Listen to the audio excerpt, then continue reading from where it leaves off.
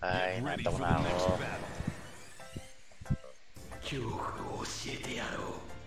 Final round. Fight.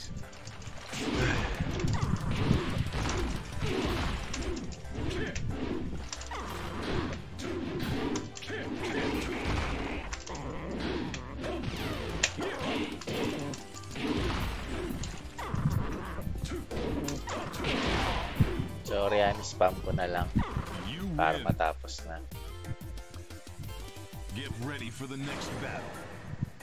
Final stage. Ito yung ayoko eh.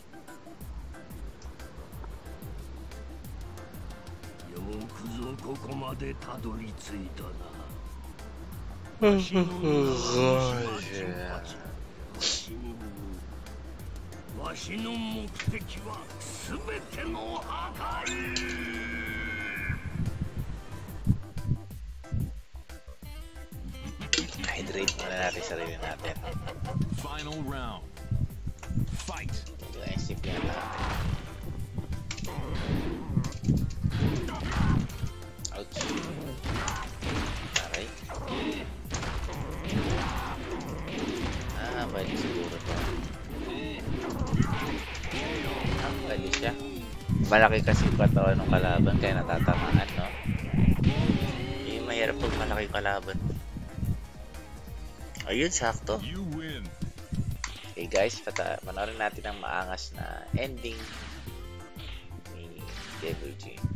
Ito ba yun? Oh yan. There we go. Yan, si Devil Jin.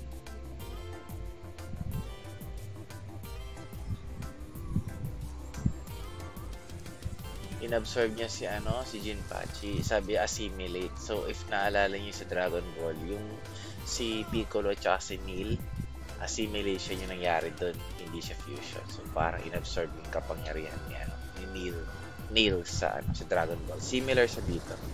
Nakita ko si word na assimilate. Sabi, I will assimilate you, sabi ni kay Jinpachi kay Jin. Pero yun nga. Ano itong prologue na to? Okay.